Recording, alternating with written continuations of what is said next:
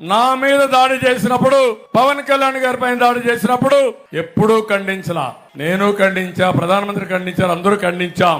మేము ఏం మాట్లాడకపోయినా అర్ధ గంటలో మా మీద నెపం వేయడానికి మళ్ళీ డ్రామాలు రాయుడు, డ్రామాతో మీ ముందుకు వస్తున్నాడు.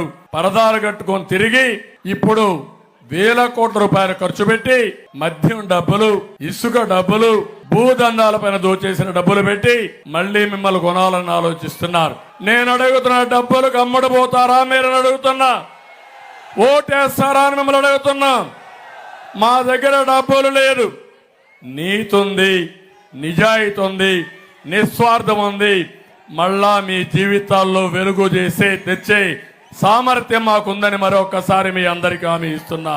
మాట్లాడితే మేమందరం కలిసాం. ఈయన వచ్చేది శవాలతో వస్తున్నాడు, మనుషులతో రావడంలా.